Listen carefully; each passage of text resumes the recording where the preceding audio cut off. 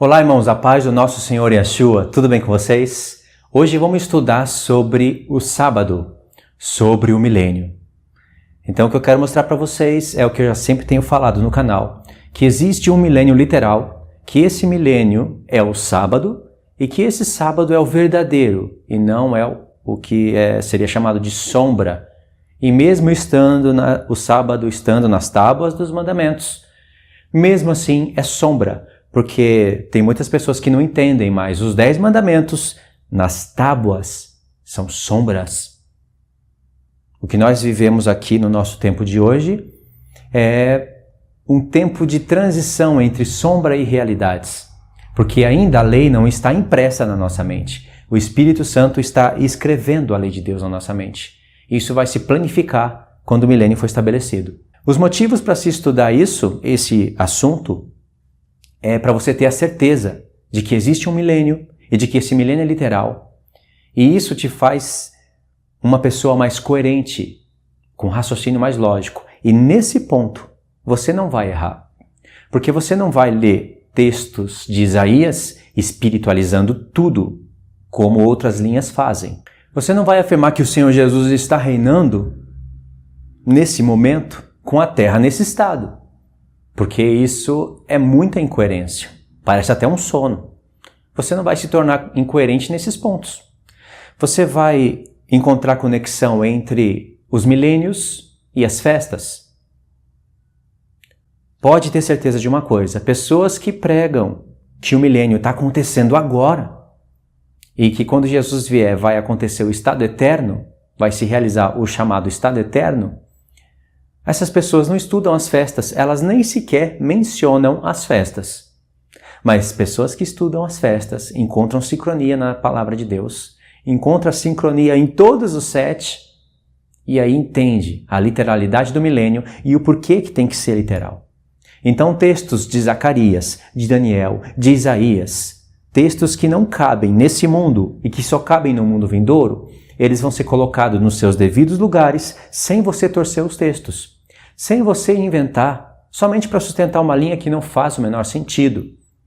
Então, crer que existe um milênio literal te faz coerente, mostra que você tem um raciocínio lógico, e se você crê nisso através das festas, aí você se torna mais poderoso ainda para ensinar isso.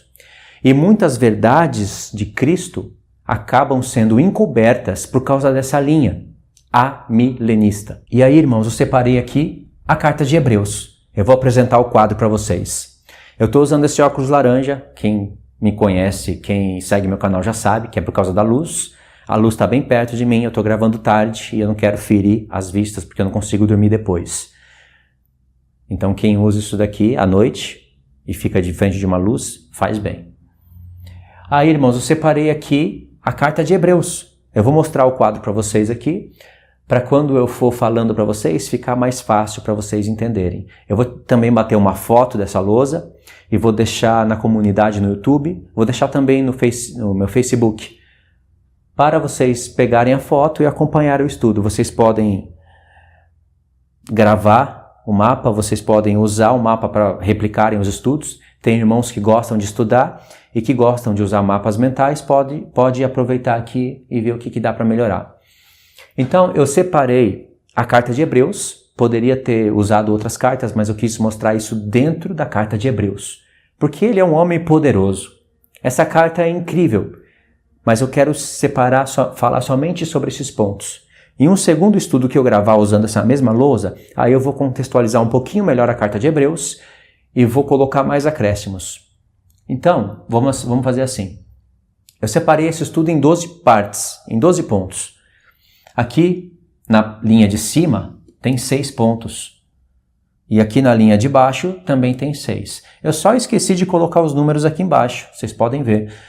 1, 2, 3, 4, 5, 6. Aqui seria o 7, 8, 9, 10, 11, 12. Então, no lugar desses pininhos aqui, era para estar os números. Só que eu esqueci e fica para uma próxima. Talvez no segundo estudo eu consiga consertar isso.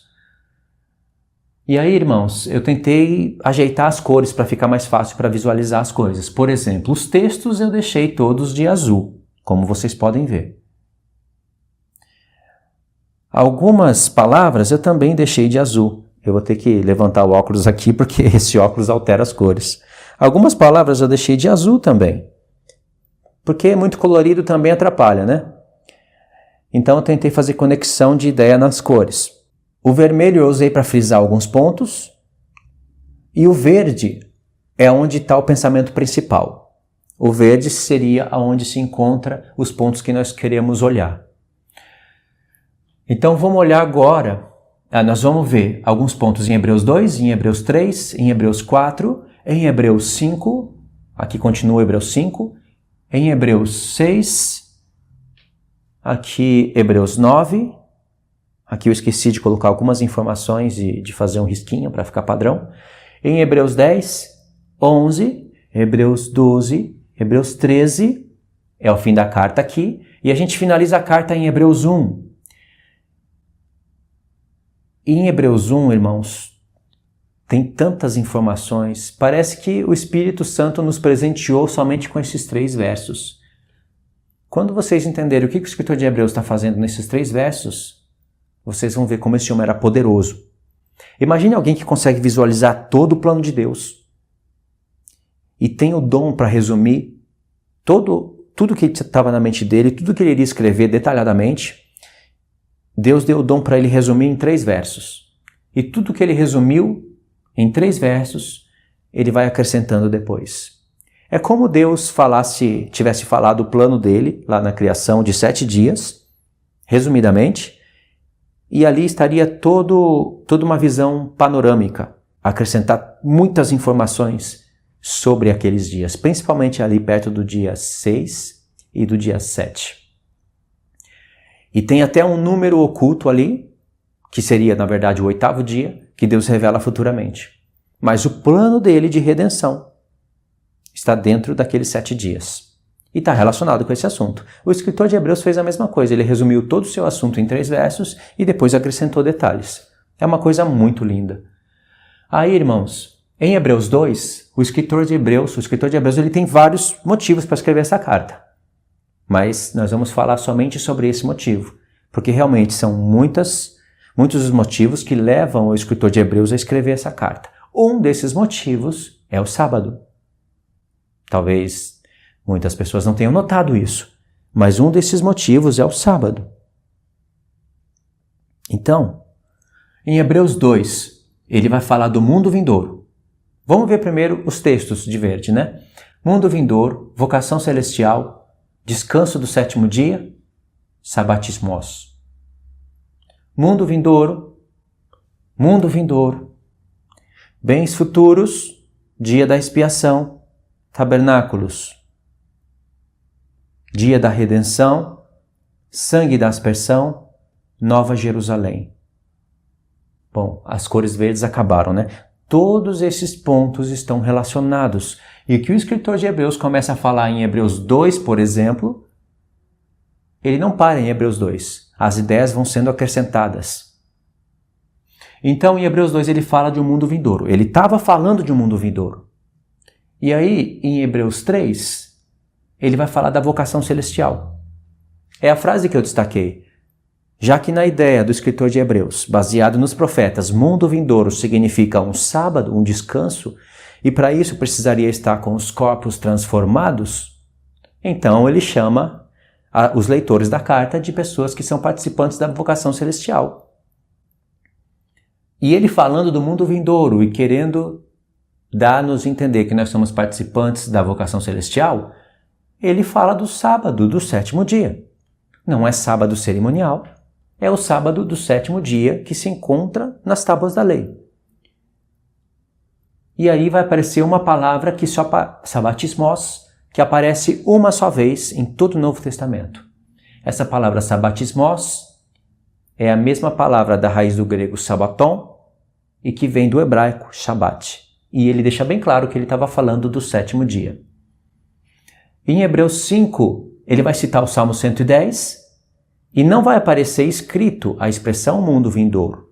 Mas por que ele citou o Salmo 110? Porque o Salmo 110 fala de coisas do mundo vindouro. Quando todas as coisas estiverem debaixo dos pés do Senhor Jesus, estaremos no mundo vindouro. Então o Salmo 110, ele é tão importante que a menção do Salmo 110 aparece em 2 vezes na carta. Aparece em Hebreus 1 e em Hebreus 12. Eu não marquei aqui, eu vou acrescentar no próximo estudo. Em Hebreus 1, aqui também não tem Hebreus 1, né? Começa aqui. Em Hebreus 1 e em Hebreus 12. Ele cita o Salmo 110. Mas em Hebreus 5, ele cita o Salmo 8, que eu esqueci de colocar aqui. E o Salmo 108 tem um pedaço do Salmo 110. Todos os inimigos, todas as coisas debaixo dos pés do Senhor. Isso está relacionado com o mundo vindouro. Agora, em Hebreus 6, a expressão mundo vindouro aparece. Então ela aparece em Hebreus 6 e se inicia em Hebreus 2. Isso quer dizer que entre Hebreus 2 e Hebreus 6 aparece a expressão mundo vindouro e o assunto que ele está falando está relacionado ao mundo vindouro. Entre os 2 mundos vindouros, as 2 vezes que aparece o mundo vindouro, tem vocação celestial e descanso do 7º dia. Não são coisas que estão desconectadas. O descanso do 7º dia é o mundo vindouro. O descanso do 7º dia é o mundo vindouro. Vocação celestial é para o 7º dia no mundo vindouro. Entendeu, irmãos? E ele diz aqui, mundo vindouro, sobre o qual estamos falando. Isso é frase dele. Aqui, ele cita mundo vindouro, mas não diz sobre o qual estamos falando. Mas o mundo vindouro é apenas um. Então ele continua falando do mundo vindouro. Mundo vindouro, sobre o qual estamos falando. Mundo vindouro, sobre o qual estamos falando. Vou até acrescentar essa frase aqui e pôr entre aspas, né? Porque aqui está explícito, aqui está implícito. Ele não está falando do mundo vindouro. Nós somos participantes dos poderes do mundo vindouro. E no próximo estudo eu vou explicar de onde ele tirou essa questão. De onde ele tirou que existe o mundo vindouro? 2. De onde ele entendeu que existe poderes do mundo vindouro? Terceira pergunta. Como ele entendeu que nós somos participantes já nesse tempo dos poderes do mundo vindouro? Pergunta interessante. Eu tenho que colocar ela aqui. Eu vou anotar aqui, já vou anotar para mim, no próximo estudo eu vou acrescentar. Então, ele está falando do mundo vindouro ainda, e isso é relacionado ao descanso do 7º dia. As ideias não estão desconectadas. Se você já leu essa carta e está um pouco familiarizada com ela, você já pegou aqui a ideia. Se você não leu essa carta ainda, se você não tem o hábito de ler, então isso aqui está sendo meio que novidade para você e está mais difícil de você entender a relação dessa primeira linha. Mas está relacionado. Muitas pessoas já entenderam isso que eu falei, mesmo eu não lendo os textos. Eu coloquei de verde aqui, vou falar para vocês, e eu não estaria enganado que essas palavras estariam cada uma nos seus capítulos devidos, né? Aí, no ponto 7, em Hebreus 9, ele vai estar falando coisas que, na verdade, ele está falando sobre o dia da expiação. Está faltando informações aqui, que eu vou acrescentar. Em Hebreus 10, ele está falando dos bens futuros relacionados à expiação. Ele está falando do dia da expiação e ele está falando dos tabernáculos. A palavra tabernáculos, eu que coloquei aqui, ela não aparece. É uma inferência minha, interpretando a carta dele.